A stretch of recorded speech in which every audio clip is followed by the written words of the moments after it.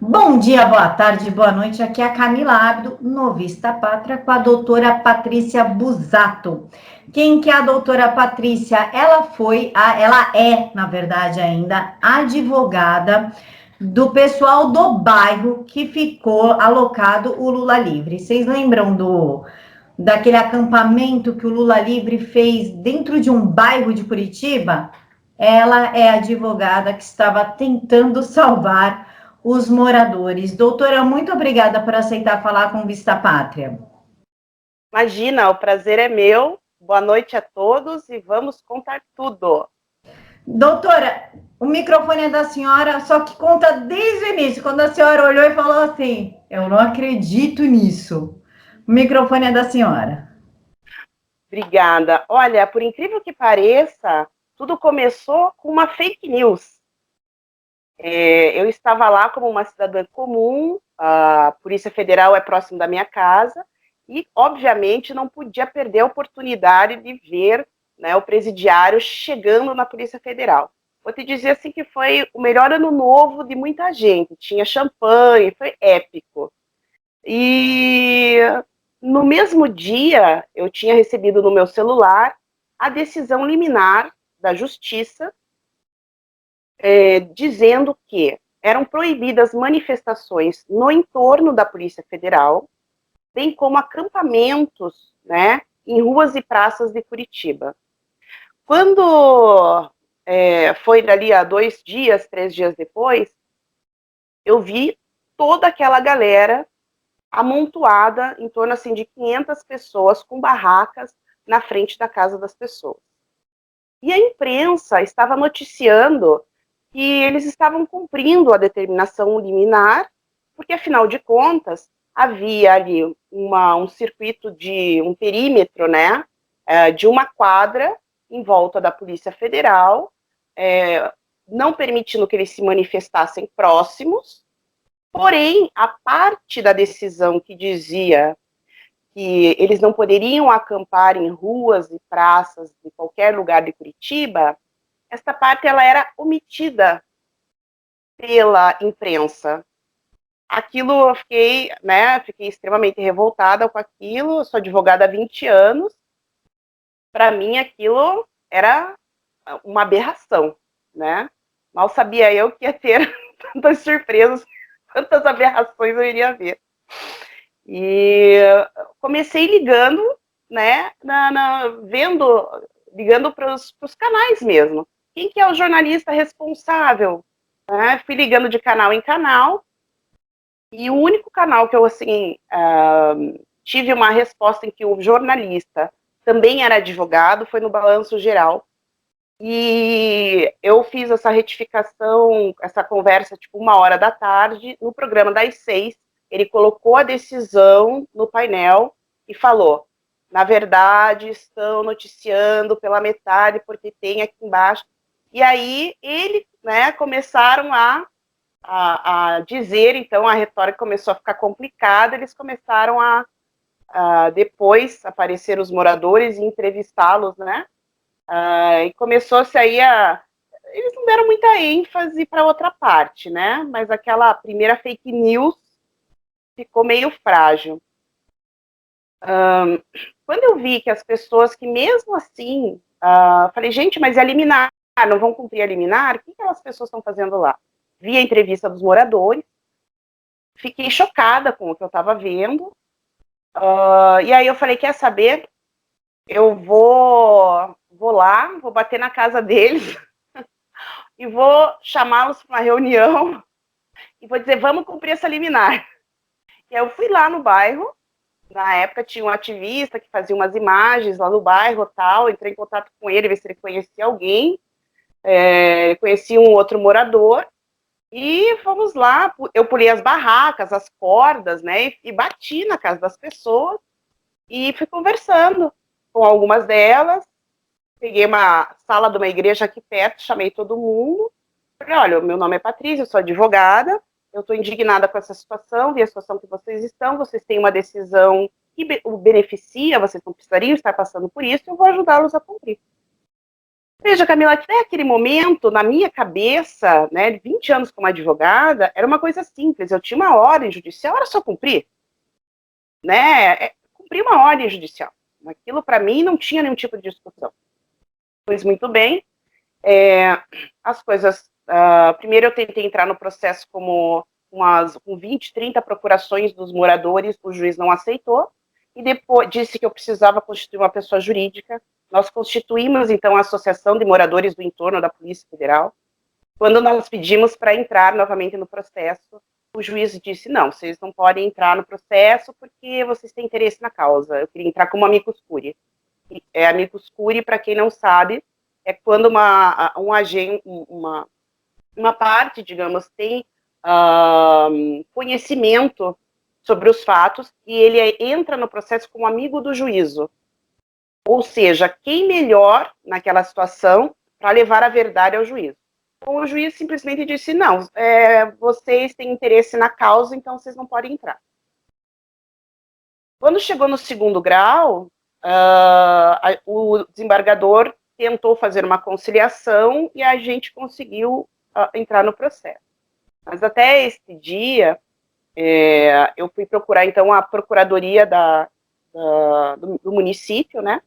Quem entrou com a estação de interdito proibitório, é importante frisar, foi a Prefeitura de Curitiba, mediante um pedido da própria Polícia Federal, que já estava ali dentro. Nós tivemos dizendo que tinham informações de que poderia haver ali uma convulsão social no bairro, e queria garantir, porque o prédio da Polícia Federal, as pessoas, eles emitem passaportes, tem um atendimento ao público.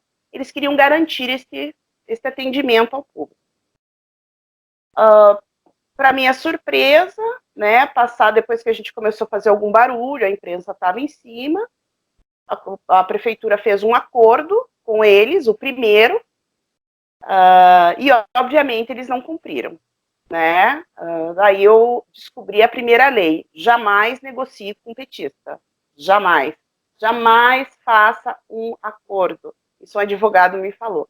Mas, doutora, você faz acordo com eles, você não sabe que não faz acordo com eles? Não faça acordo. Eles nunca, mas é na maior cara de pau.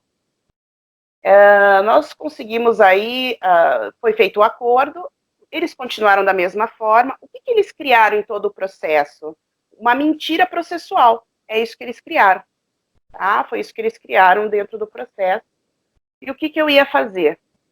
Eu falei, bom, vamos mexer as nossas peças, vamos provar que eles estão... Eles tinham barulho excessivo, por exemplo, é um bairro residencial que no máximo pode ter 60 decibéis, a gente conseguiu ali um laudo da Secretaria do Meio Ambiente, que chegava quase a 100, que era mais do que o ambiente industrial. Então, era como se fosse uma guerrilha urbana mesmo, tá? Eles... era som alto, era atrapalhar o sono, agredir as pessoas, infernizar. Só que o que mais choca de todo esse processo é que a intenção deles era enlouquecer os moradores, para que eles fossem pedir ao Sérgio Moro que libertasse o Lula.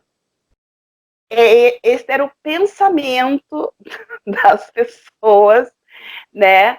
Eles achavam que quanto mais eles gritassem, perturbassem os moradores, eles iriam lá, por favor, Moro, solte o Lula.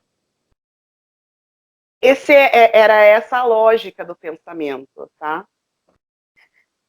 Enfim, foi uma odisseia, né? Se eu for contar tudo aqui, a gente vai ficar horas e horas, foram quase 2 anos, né? Eu tô com eles, com os moradores, praticamente desde o dia que o Lula ficou preso, assim, acho que já na semana seguinte eu os procurei.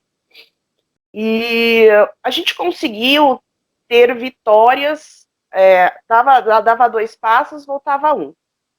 Então, foi feito o acordo, e aí tudo era assim, não, nós estamos cumprindo o acordo. E aí eu corria para tentar fazer provas de que aquilo não estava, que eles estavam mentindo, que aquilo que eles estavam fazendo, estavam descumprindo o acordo. Mas, menina, foi assim, nada foi fácil. O laudo de meio ambiente foi difícil. Eu consegui, desse acordo que foi feito, eu peguei o nome de cada autoridade, marquei reunião, carregava os moradores para tudo quanto é lado. Eu queria saber de onde estava vindo a ordem para que aquilo, o processo não andasse, tudo ficasse estagnado.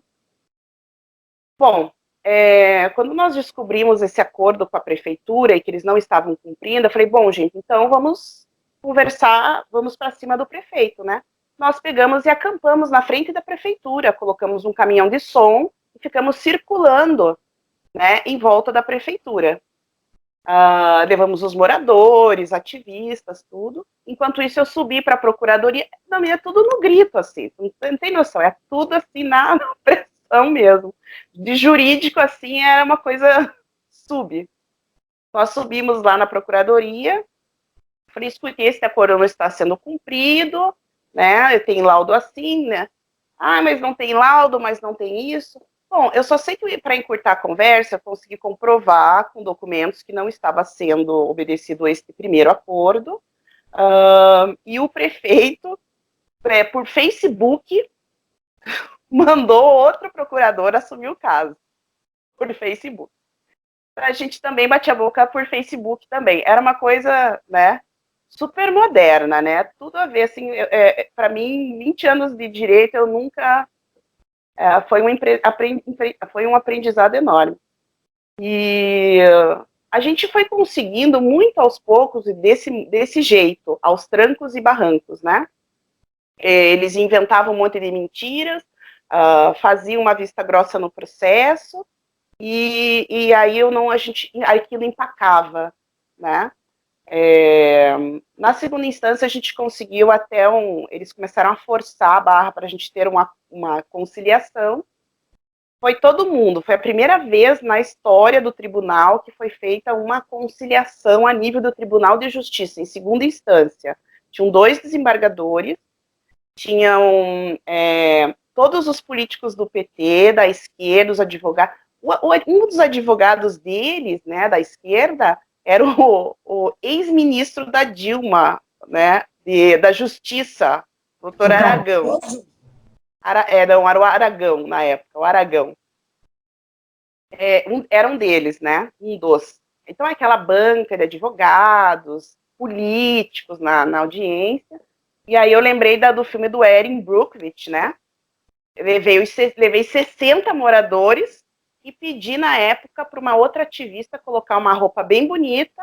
Ela tinha formação como advogada. Eu falei, vamos lá, porque pelo menos eu não vou ficar sozinha, né, contra todo mundo. E a prefeitura não fez acordo, ou seja, sendo a prefeitura a parte que entrou com o processo, se ela não concordasse com esse acordo, não tinha acordo. Eu ali como advogada e os moradores, nós estávamos ali só como partes interessadas. A parte, assim, hoje a gente ri, né, mas é uma coisa tão absurda. Como eles começaram a alugar imóveis no bairro, eles começaram a formar associações de moradores, porque eles moravam lá, e aí eles entravam no processo dizendo que eles não se incomodavam com o barulho, com o que estava acontecendo lá. Então, assim, eles tentavam, até isso eles fizeram. Mas era assim, uma associação fake, feita à mão, né? E tudo era aceito. Era uma coisa macabra, absurda. Infelizmente, tanto o Ministério Público de primeiro quanto do segundo grau, né, tinham posicionamentos de esquerda, assim, claramente, né, a procuradora que foi acompanhar a gente, que era autora da ação do município na época, justamente era uma outra procuradora, porque o que estava cuidando do caso viajou de férias, e a procuradora de Ministério Público de primeira instância, que nós tínhamos conversado, também tinha viajado. Estávamos rendidos ali. E, de repente, o desembargador começou a fazer o acordo e foi indo. Bom, resultado, fizemos um termo de ajuste de conduta. Veja, juridicamente, eu era uma parte alienígena do processo com os moradores. Quando você faz esse acordo também existiria. Não, era só um termo de ajuste de conduta. E suspendemos o processo por 60 dias. Novamente, eles não cumpriram, só que o desembargador considerou aquele acordo como um acordo que deveria vigorar. E para eu derrubar isso aí, meninas, só depois que o Bolsonaro entrou. A parte agora que eu vou contar é a parte que esse é um processo que está, né, está lá disponível, as pessoas podem procurar por ele. Mas a parte mais triste de tudo isso é a parte humana, Camila, porque foram tantos eventos que nós tivemos, como o objetivo deles era infernizar, e veja, é um bairro que tem terrenos grandes, e geralmente moram 2 ou 3 gerações juntas, às vezes com mais de uma casa. Sabe o que é você ver, não mais N vezes, eu vi senhores de 90, 100 anos tendo que sair de casa porque eles tinham picos de pressão alta, né? Quando eles faziam aqueles feiros, eles compraram Kombi para ficar circulando na região.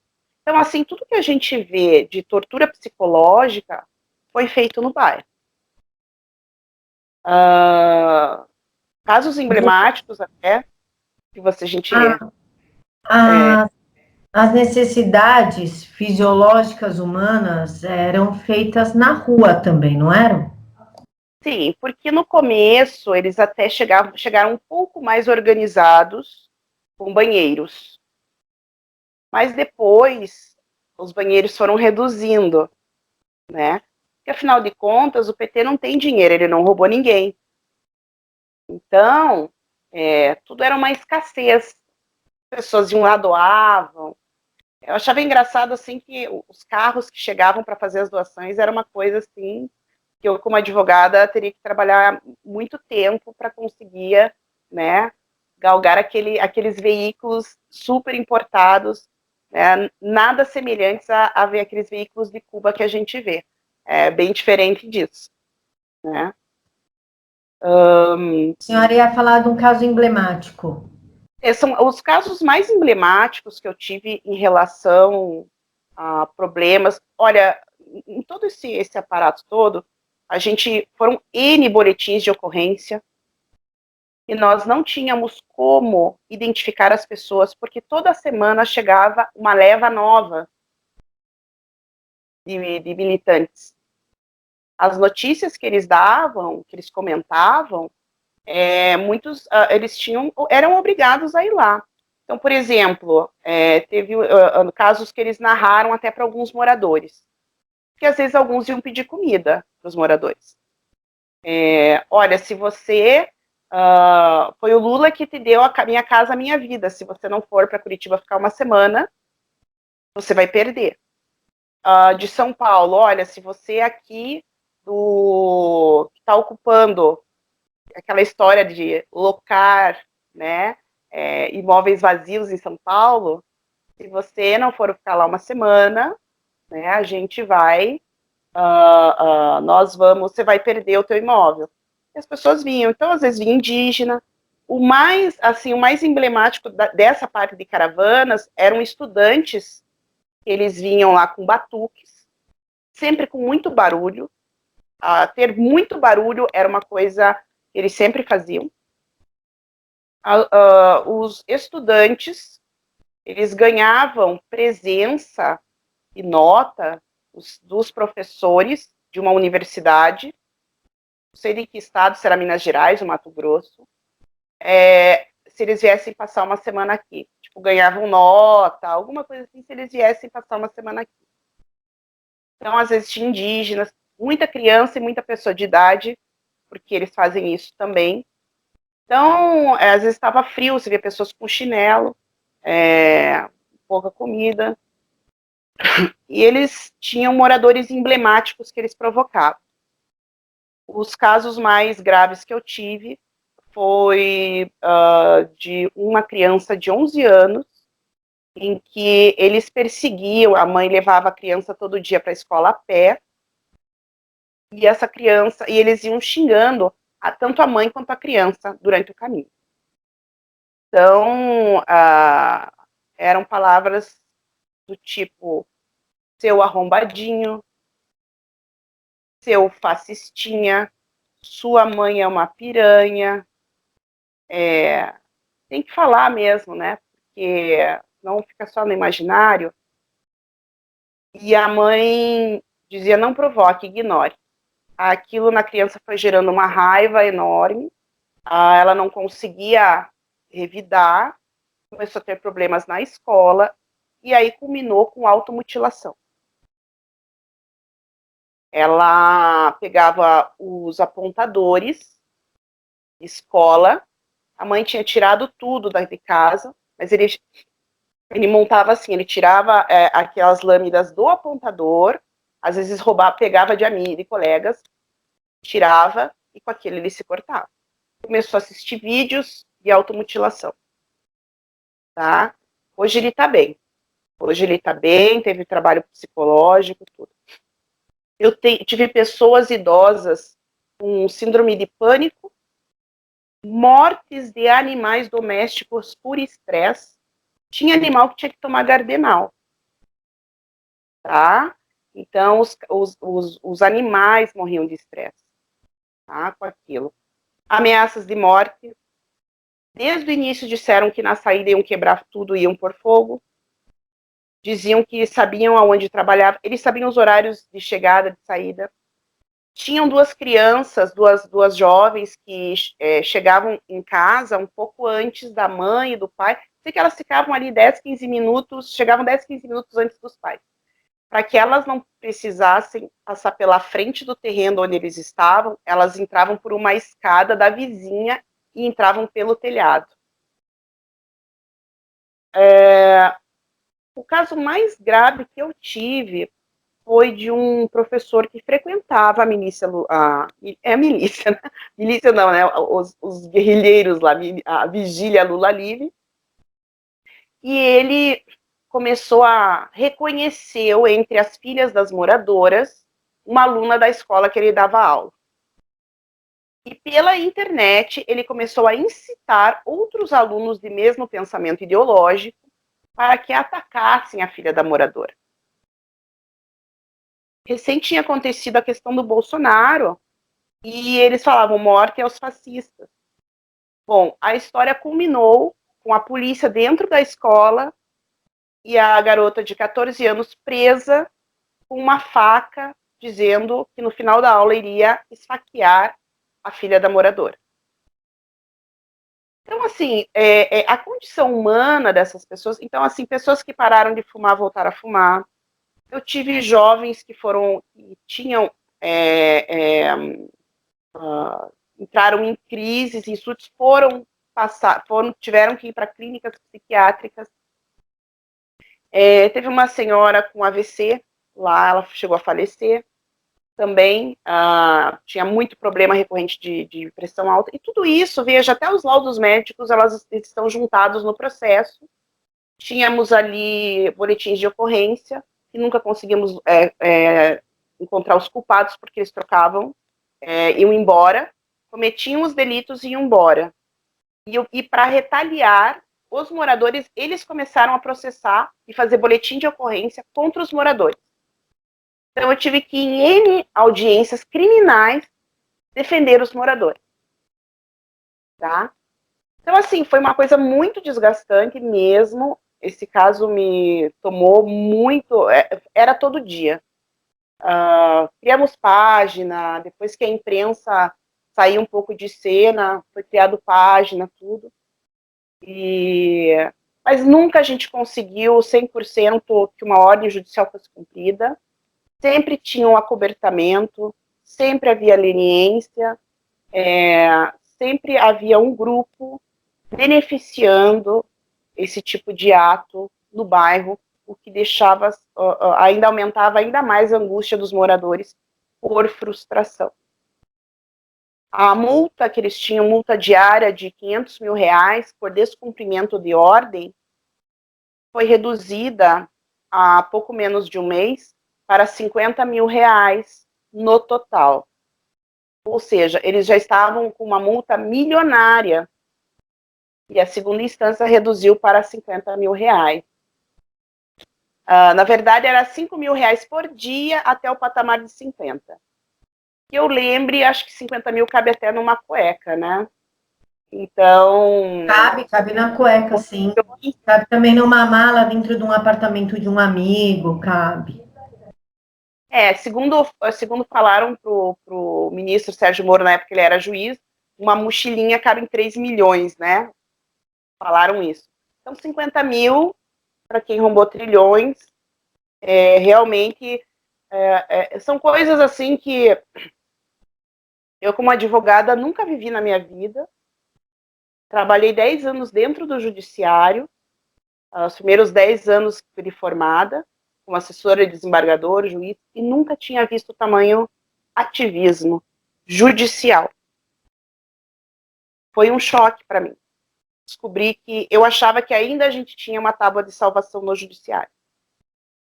Mas se até em terra de Lava Jato o judiciário já estava dessa forma, o Estado estava dessa forma, tão aparelhado, foi aí que a gente realmente viu que tinha que eleger Bolsonaro, e a gente até entrou toda nessa parte do ativismo, porque realmente nós que temos que fazer a diferença. Não vai vir nada pronto de cima para baixo.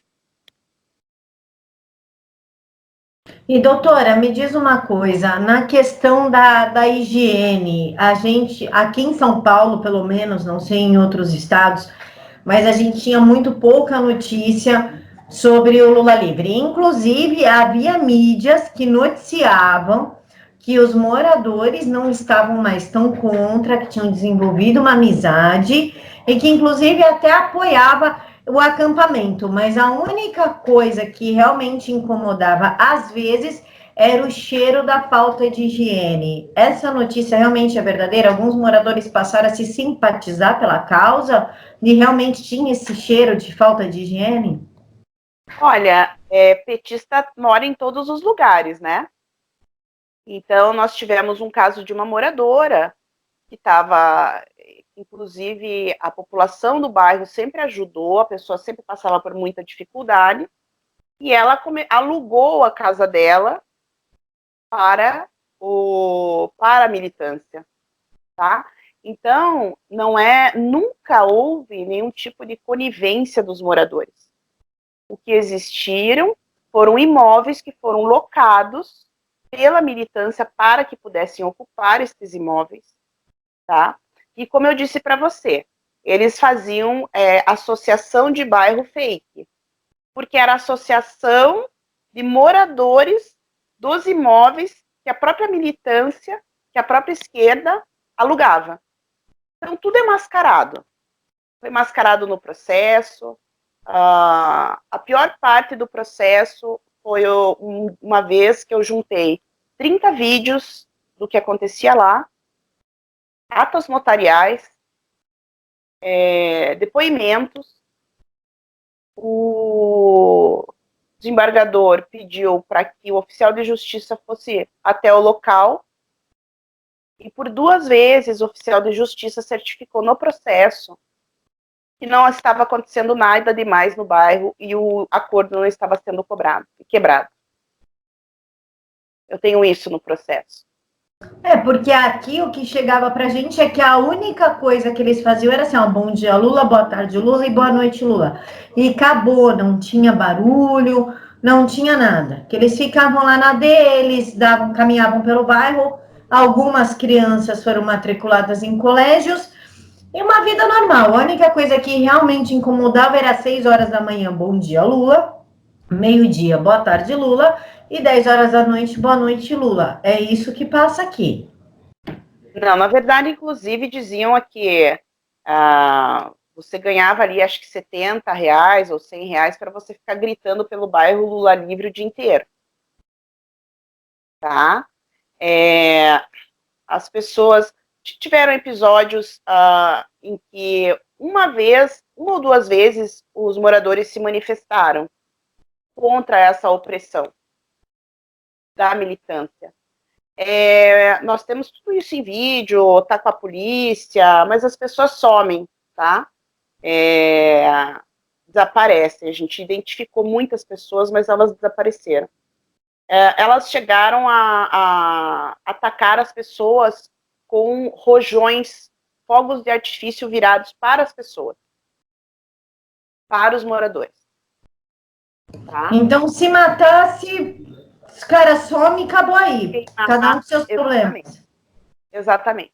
Então, a impunidade começa assim. Outra coisa que nós tivemos problema também, veja, o que eu quero deixar claro para as pessoas é, como o aparelhamento é muito grande, primeiro que eles disseram para alguns moradores que eles já estavam no bairro um mês antes do Lula estar lá, para fazer um reconhecimento da área. Então, eles colocam pessoas estratégicas deles. Na delegacia, o policial civil que fazia as intimações dos moradores, né, era um dos organizadores da Vigília Lula Livre, por exemplo. Tá? Bem isento, né? Bem isento. Totalmente, né? Cumprindo bem a sua função de policial. Na verdade, a nossa odisseia ali foi de tentar descobrir com quem podíamos contar. E pudemos contar com muito poucas pessoas, muito poucas autoridades. Eu consegui vencer essa barreira processual, na verdade, quando mudou o governo, entrou o governo Jair Bolsonaro, aqui também mudou o governo, mudou o comando da Polícia Militar. Eu consegui uma reunião na primeira semana, enquanto os socialistas estavam viajando pela Europa, né? Na primeira semana de janeiro, eu consegui ter uma reunião com o comando da Polícia Militar e requisitar o relatório completo. Nós descobrimos que era feito um relatório de manhã, de tarde e de noite. E nesse relatório da Polícia Militar tinha tudo. Então, eu fiz esse requerimento para o comandante que disponibilizasse esse relatório. Ele pediu que o desembargador oficiasse a Polícia Militar.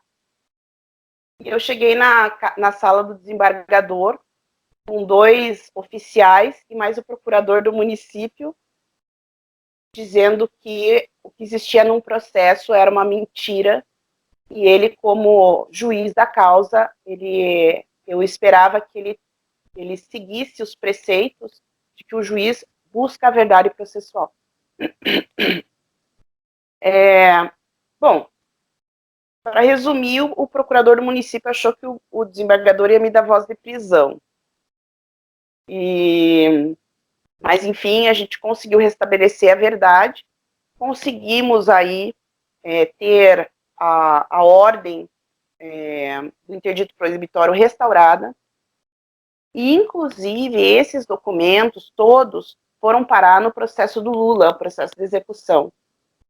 E também serviram esses documentos de fundamento para pedir a transferência dele para o Tremembé, em São Paulo.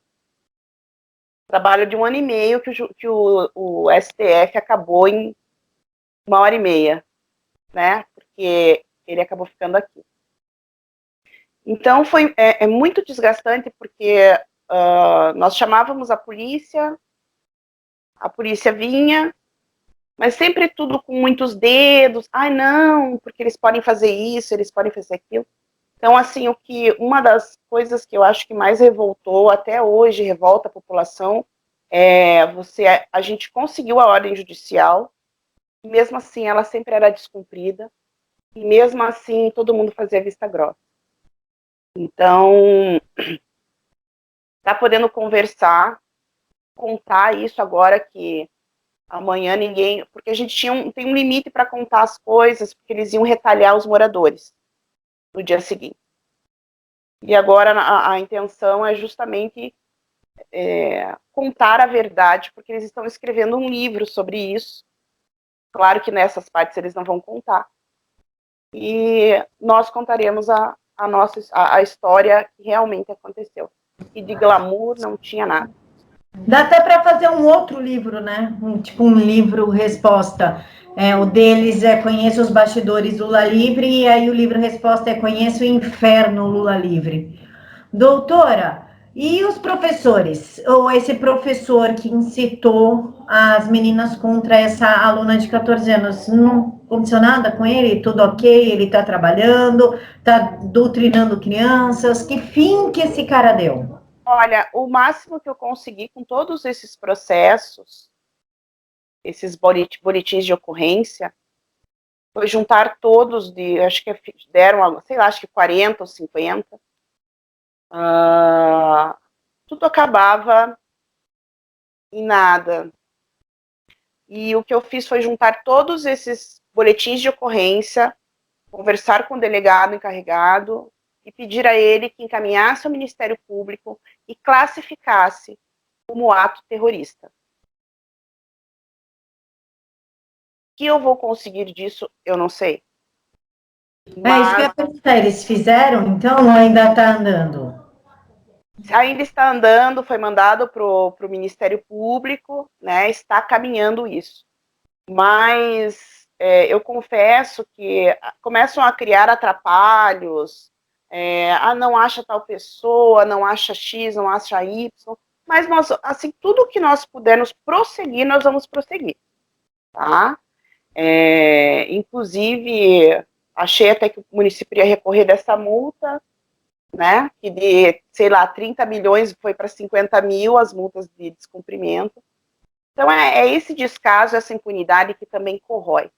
O ministro Toffoli, todo mundo acompanhou o voto final dele, que ele noticiou que a impunidade causou na família, né, causa até hoje, que já causou naquela tragédia da Boate Kiss. A impunidade é algo que mata as pessoas mesmo. Tá? Isso é desconcertante. E você, como profissional,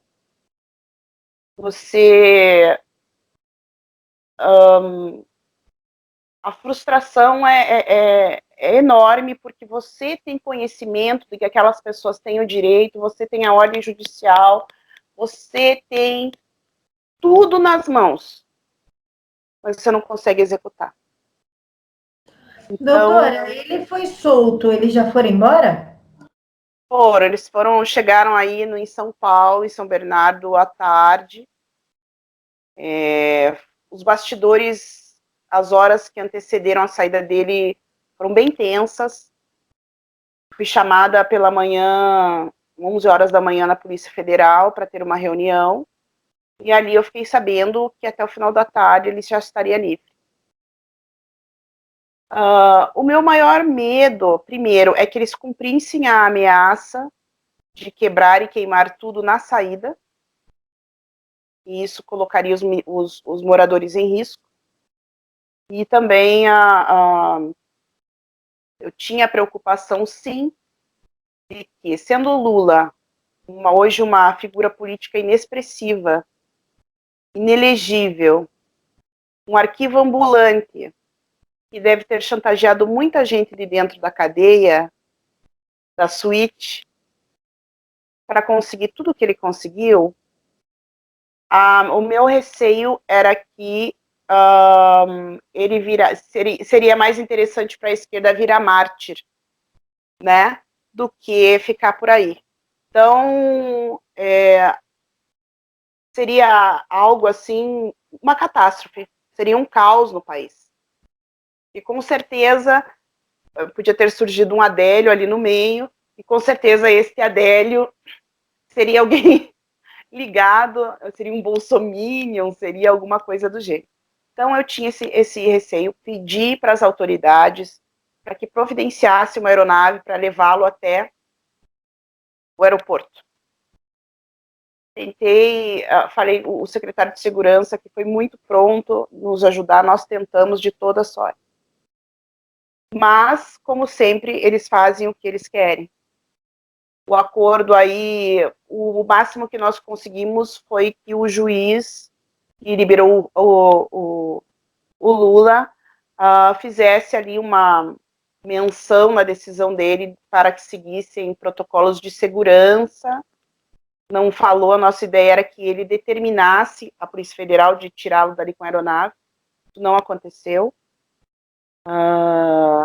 Teve meia hora antes dele ser solto, teve uma reunião de segurança em que foi acertado que seria algo muito rápido ele sair dali e ir embora. Eu fiquei estarrecida quando saí da reunião, porque estava tudo bem para todo mundo, ele sair dali e fazer um showmício até sei lá que horas da manhã. Não, a impressão que eu tive lá, até comentei na entrevista, né, com o Ricardo, é de que eles estavam preparando, assim, um show da Anitta, tá? Olha, então a Anitta vai descer ali da cobertura, né, vai num cordão humano até o palco e vai falar para o público, vai abraçar todos, vai falar com o público, e tinha vendedor ambulante, tinha coisa de churrasquinho, várias barracas montadas com luz, para a imprensa, para isso, para que lotaram o bairro. Eu falava, escuta, eu tenho uma ordem judicial, vocês não podem fazer isso aqui. Então, eu questionei muito na reunião, porque a ordem judicial que eu tinha estava sendo flexibilizada. Eu perguntei, vamos flexibilizar, então, a saída do chefe de vocês? Eu acho que isso vocês não iriam gostar. Mas é impressionante. Parece que você fala ao vento. Você é a única pessoa dissonante de todo aquele conjunto. Então, parece que todo mundo se conhece, todo mundo se acerta, todo mundo fala em paz. Não, porque nós queremos agradecer à Polícia Militar por tudo que aconteceu, nós ligávamos e sempre fomos atendidos, foi tudo muito tranquilo a nossa passagem por aqui. Eu falei, o quê? Eu cheguei assim e falei, escuta, a primeira coisa que nós temos que estabelecer nessa reunião aqui é verdade. E aí, quando você fala nisso, né, você é a pessoa que está criando o caso, está todo mundo querendo conversar e ter um acordo. Eu falei, eu nem entendi por que estamos fazendo esta reunião. Se tem uma ordem judicial aqui dizendo que isso não pode acontecer. Então, assim, esse descaso, esse desdém, é uma coisa que machucou muito a parte dos moradores, adoeceu a população de lá. Eu trabalhava nesse caso todos os dias e nós conseguimos muitas vitórias, mas é algo que você tem que manter perseverança. Sempre falava para eles, perseverança, constância e resiliência. Eram os tripés. Então, Natal, Ano Novo, nunca teve respeito nenhum com a população, tudo que eles puderam fazer para agredir.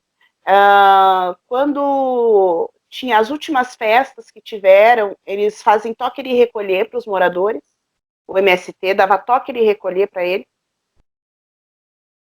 Hoje vocês não saem de casa porque a gente vai fazer festa aqui. E para as autoridades, ok? Não acontecia nada, nunca, não existiu isso. Olha, lembrei agora de um outro caso, a moça estava querendo sair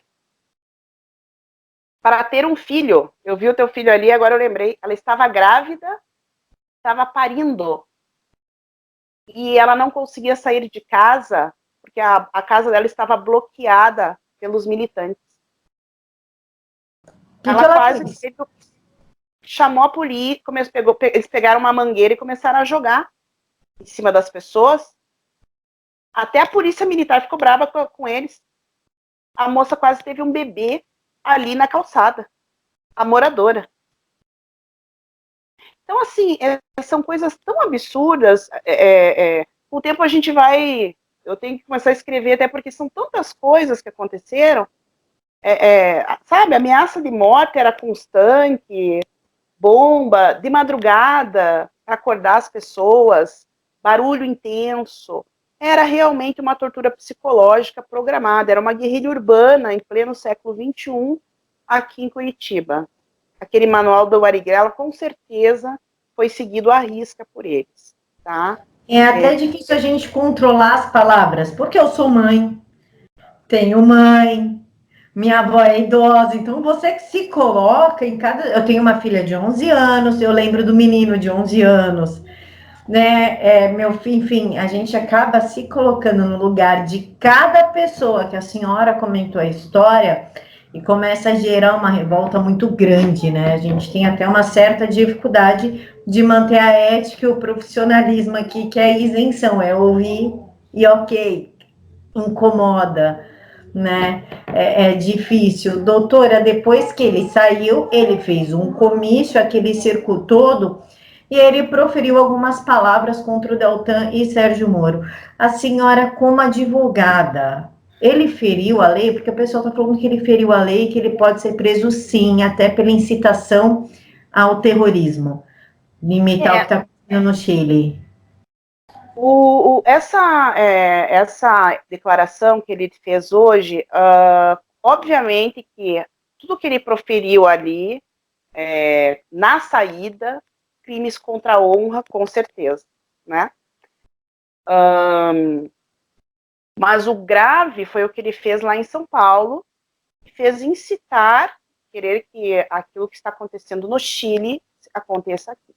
Então, na minha concepção, aquilo fere, sim, a lei de crimes contra a proteção, né, a segurança nacional, uma vez que a pessoa vem e incita uma revolução, caos social, né?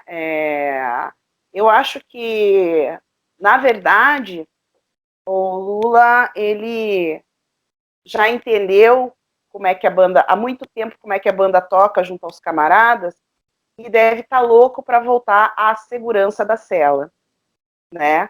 Porque tudo é pela causa deles. E fazer um mártir, né? Eu acho que não agora, por enquanto ele está funcionando aí como um garoto propaganda, mas se ele não render o que deveria, né, ele com certeza vai valer aí como Marte, mais como Marte, valer ouro como Marte, né? Não por acaso os próprios advogados dele andaram dando declarações que têm receio de que ele seja morto, né? Eles deram essas declarações. Com essas declarações dele, ele não vai ficar solto muito tempo. É importante as pessoas saberem que, muito embora a prisão em segunda instância, né, tenha sido aí subjugada, mitigada, transferida só para o trânsito de julgado, nós temos outros tipos de prisão. Prisão preventiva, prisão em flagrante, prisão provisória. Essas não foram extintas, tá? Uma pessoa que sai incitando, né, toda essa comoção, essa quebradeira, tudo isso que ele falou hoje, por exemplo, é passível, na minha opinião, inclusive, de prisão preventiva, tá? Prisão preventiva, ponto. Então, as pessoas, acho que ele não fica muito tempo livre, e espero, sinceramente, que ele fique em algum estabelecimento digno de um presidiário. É importante as pessoas também saberem que a lei não diz qual é a forma que tem que ter uma cela especial para prender um ex-presidente. Não fala quantos metros, não fala o que tem que ter dentro. Eu acho absolutamente possível que se possa criar ali, em algum lugar dentro do próprio presídio de Tremembé, a tal sala, né, que ele, a que a lei lhe confere esse tipo de diferenciação. Na verdade, uma pessoa que foi presidente de uma nação que a corroeu por corrupção, deveria mesmo estar numa cela comum junto aos outros, porque ele, mais do que ninguém, tinha a obrigação e teve a confiança de muitas pessoas para fazer a diferença, e ao invés disso traiu a confiança de uma nação inteira. Mas, doutora, cela especial, até onde eu sei, me corrija se eu estiver errada, pode me interromper. É para quem tem diploma até o trânsito em julgado, aí vai para a cela comum. Ele não tem diploma, ele é um cachaceiro, ele é um corrupto, ele nem lê, ele sequer lê. Por que ele tem cela especial? Na verdade, assim, é aquelas coisas jurídicas que você, assim, não tem muita explicação. Em tese, é uma deferência, tá? É uma deferência, porque em tese ele já não é mais nada. Você tem toda essa condição quando você está num cargo público, quando você está exercendo.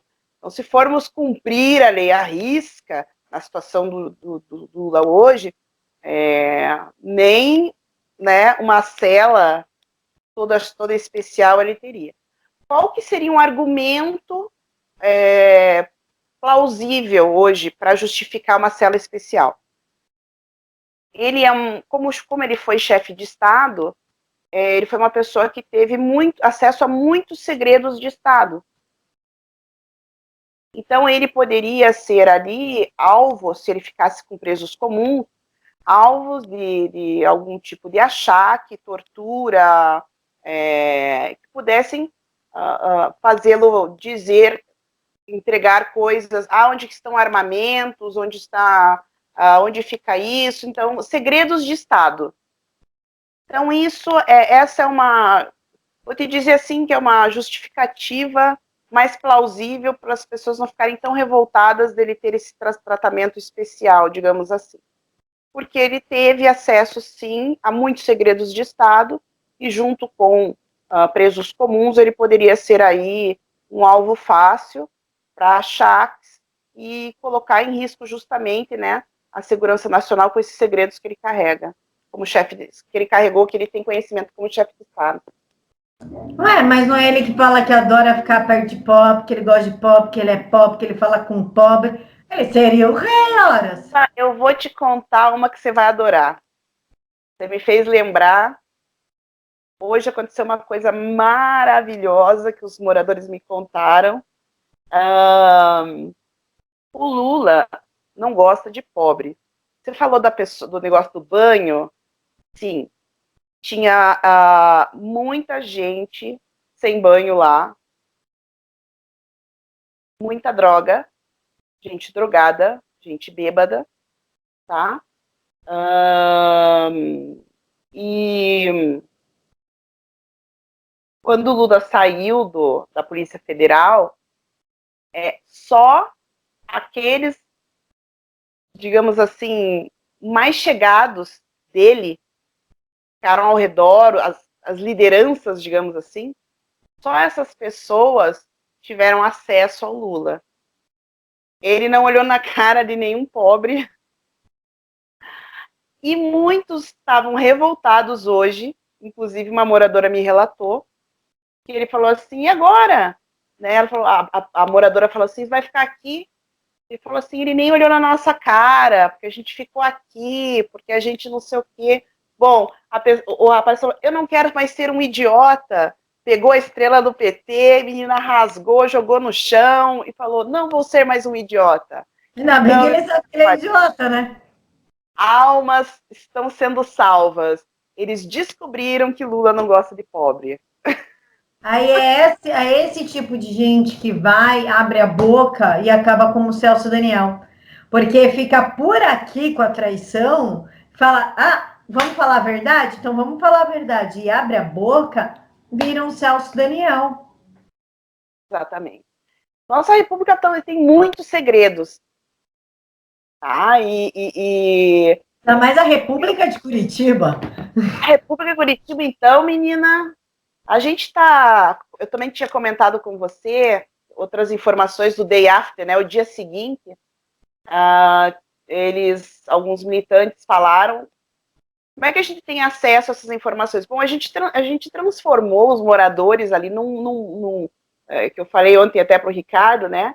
FBI, eles estão quase no nível do FBI, porque eles filmam tudo, eles colocaram câmera, alguns fizeram amizade, né? Alguns davam comida, tal, fizeram amizade, tinha às vezes o guardador de carro lá, e ia um pouco na vigília, ia um pouco lá. Então, assim, os moradores conseguiram algumas informações com alguns descontentes, né, que estavam ali junto com o grupo. E eles pretendem pegar esses imóveis, inclusive este da frente da Polícia Federal, eles pretendem comprar os imóveis, eles alegam que agora eles têm dinheiro porque eles ganharam na loteria. Eles não tinham dinheiro antes. Essa vitória na loteria. Foi eu até, assim, por favor, né, o Álvaro Dias, né, que é aqui do Paraná, ele é senador aqui pelo Paraná e é um político muito antigo aqui, ele há muitos anos, ele fala que a loteria é manipulada nas loterias. Não sei se você está lembrada de um político aí que ganhou 240 vezes na loteria, foi assim que ele justificou o patrimônio dele, né? Isso que é lá Alves, o nome do político. Então, diz que é esse, como se eles não tivessem nunca, então diz que agora eles têm dinheiro, eles querem comprar 3 imóveis no Santa Cândida.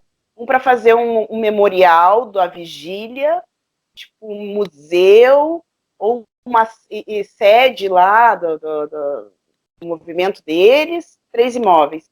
Eles têm um imóvel lá que eles têm um curso de militância que eles dão, né? Que a gente vai denunciar, óbvio, porque todo mundo, para ter curso, qualquer cidadão precisa de, né, de todo uma autorização, né? Precisa passar pelos procedimentos normais.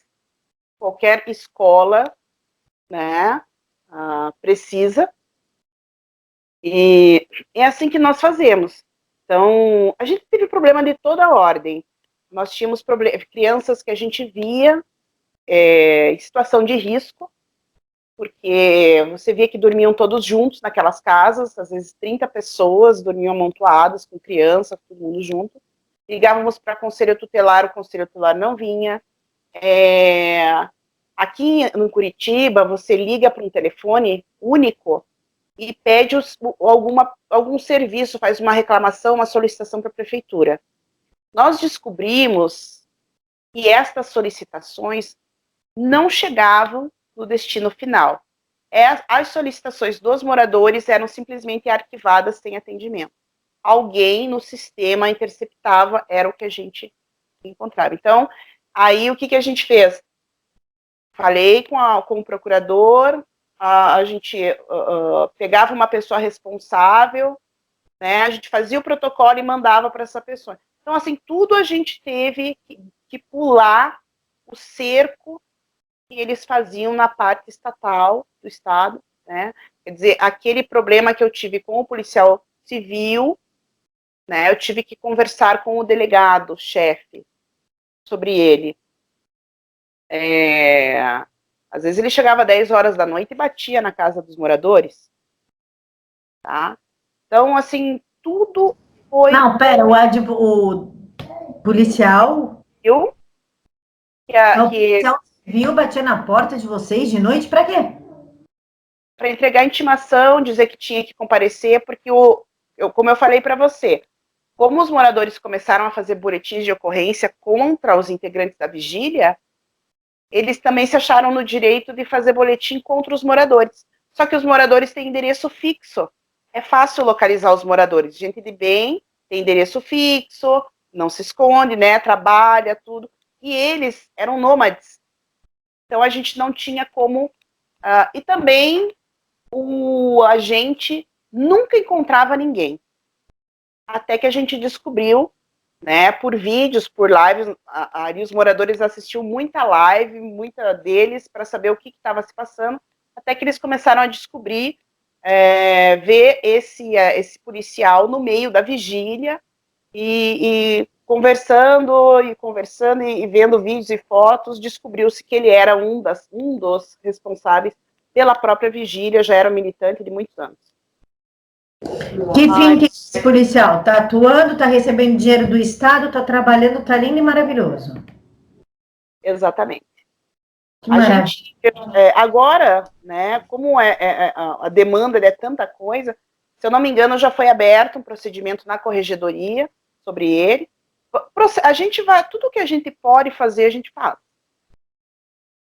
Tá? A questão é se o Estado ajuda a concluir dentro da lei, né? Sabe, a gente conseguiu, com o governo Bolsonaro e essas mudanças, algumas autoridades, a gente conseguiu algum respaldo, né? Mas está muito aparelhado ainda. Muito aparelhado ainda. E é por isso que a gente tem que... Todo mundo que puder fazer alguma coisa em prol do país tem que arregaçar as mangas mesmo e fazer. Tem que ser de baixo para cima. Faz 130 anos que é de cima para baixo. Agora tem que começar algo de baixo para cima, para que tenha essa legitimidade. Hoje existe uma grande distância entre a parte do poder político, judiciário, né, com os anseios da sociedade. Porque sempre foi construída por ali uma oligarquia, né? Nunca foram, o povo nunca foi preferência, nunca teve preferência, né? Então, hoje, com a internet, e por isso o receio deles com a internet, hoje a população tem voz, ela consegue se organizar. E eles são a minoria. Então, por isso esse combate com fake news, tudo isso. Mas a gente não pode desistir. A gente tem que... Nesses 3 pilares, é o que eu falava para os moradores, né? Perseverança, constância e resiliência. Doutora, a gente pede para os empresários de Curitiba comprar esses terrenos ou alugar, que bem entender, antes deles. Não vale um apelo, vai, até para salvaguardar os moradores.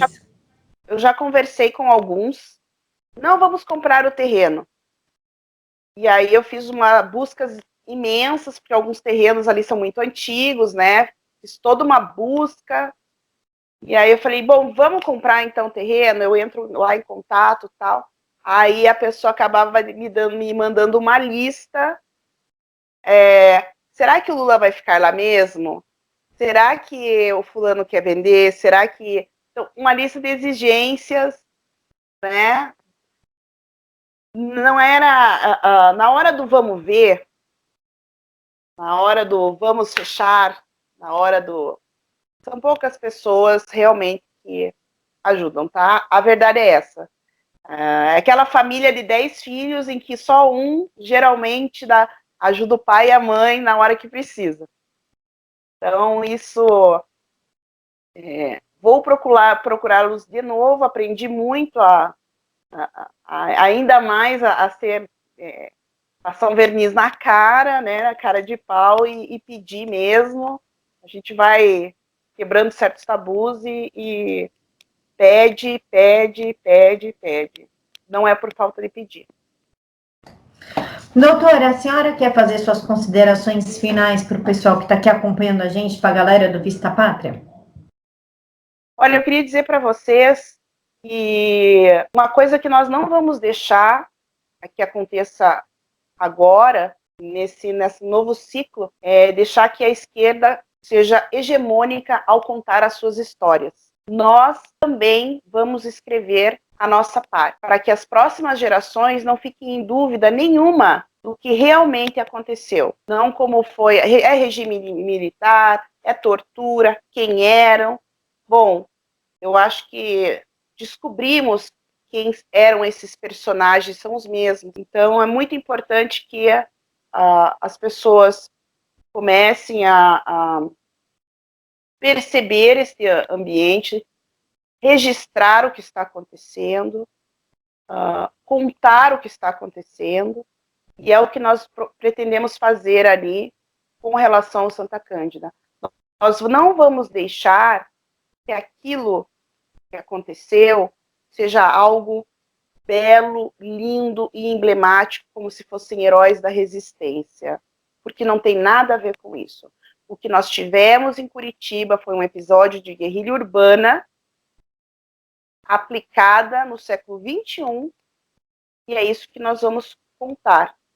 E eu espero que as pessoas tenham essa sempre curiosidade, saibam os dois lados, perguntem os dois lados, tenham interesse dos dois lados. Perguntem para as pessoas que lá estão vivendo. Isto vale para fake news, isto vale, é um cuidado crítico que nós, todos os cidadãos, nós temos que ter hoje. Todos nós temos que escutar os dois lados, temos que ver, e principalmente transmitir essas informações, né,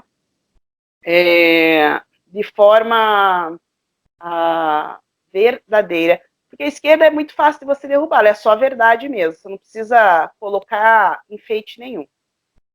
Então, vou pedir para que as pessoas compartilhem esse vídeo, para que eles não... Estamos vendo aí a possibilidade até, uma coisa que eu queria deixar aqui, eu esqueci de te falar, os moradores, essa jornalista que tentou entrevistar os moradores para o livro do Vigília Lula Livre, se recusaram a falar com ela, porque eles diziam o seguinte: toda vez que nós falamos com alguém da imprensa que é da esquerda, eles distorcem o que nós falamos e nós saímos de ruim da história ainda. Então, eles adotaram um princípio deles. Eles não conversam com jornalistas, não dão entrevistas para jornalistas de esquerda. Ponto. E eles falaram que não iam falar com esta pessoa que tentou procurar. Ela me procurou várias vezes e eles não vão dar. Então, se sair mesmo este livro, conforme ela está dizendo, né, as pessoas podem se preparar, que a gente vai dar um jeito, sim, de fazer um registro, ficar na história um registro de que não foi isso que aconteceu. Pode contar comigo. Contaremos. Contaremos. Doutora, muito obrigada pela sua participação, pela sua disponibilidade, por tudo que a senhora explicou. A gente aqui do canal Vista Pátria agradece mesmo, porque esse tipo de informação, pelo menos aqui em São Paulo, nunca chegou. E eu não vou mentir que eu tô chocada, principalmente com a parte das crianças. Criança é uma coisa que mexe muito comigo, não adianta. Então, principalmente com a parte das crianças, assim, eu tô bem incomodada. Então, eu agradeço de coração a senhora por ter trazido essas histórias. Espero que falar para a senhora verbalizar tudo isso também traga algum tipo de alívio emocional, tá? E muito obrigada mesmo de coração por tudo que a senhora fez, pelo pessoal daí do bairro e por estar abrindo a sua história para gente. Eu que agradeço a oportunidade. Quero deixar claro, né, que muito embora advogados às vezes tenham essa pecha de você foi lá porque tinha dinheiro, eu quero esclarecer as pessoas que a minha proposta foi de advocacia dativa. Eu não cobrei um centavo e não cobro até hoje um centavo para defender os moradores. Então... É bom esclarecer, porque sempre tem aquele comentário ácido, mas recebendo a gente defende, né? Então é bom deixar bem claro mesmo. Realmente, nunca, a minha proposta foi de não, falei para eles, né, até mesmo porque achei que ia resolver em um mês, e no fim das contas virei ativista, fui para cima de caminhão, e a gente acaba se engajando, não tem como. Quando você tem uma experiência dessas na tua vida, isso muda totalmente, e mudou a minha e com certeza dos moradores também. E agradeço mais uma vez a oportunidade de falar aqui com vocês. Realmente falar é algo que eu vou procurar fazer com eles agora. A gente se tornou uma grande família, né? Eu falo com eles sempre, almoço. Foi uma parte, um processo épico, e a gente não sabe se terminou ainda, porque com a boca grande que o Lula anda, é capaz que ele venha. Só espero que ele fique em São Paulo e não volte para Curitiba. Vamos levar para o Tremembé, vamos deixar claro, para Tremembé. Vamos deixar claro para o Tremembé. Para a Zona Norte não, vai para o Tremembé. Na salinha especial dele, né? É, As salinhas do lado do exclusivas. capeta, no colo do Lúcifer. Camila, foi um prazer falar com você, obrigada. Estou à disposição, se você quiserem mais informações ali, foram quase 2 anos de acontecimentos aí, e eu fico à disposição para qualquer esclarecimento venha acontecer, aí eu fico à disposição de vocês, que a verdade tem que ser contada, tem que ser dita, tá? Doutora, muito obrigada mais uma vez. Fica com Deus, que Deus abençoe muito a senhora e precisando é só me dar um toque que a gente corre junto. Com certeza, contaremos com certeza. A gente, com essa ligação agora das pessoas com a internet, com a direita, realmente é uma grande família brasileira, é bom poder ter apoio, sim. Tá? E eu vou transmitir para os moradores da mesma forma. Muito obrigada. Obrigada, doutora. Fica com Deus. Amém. Você também. Boa noite. Boa noite. Tchau, doutora. Tchau, tchau.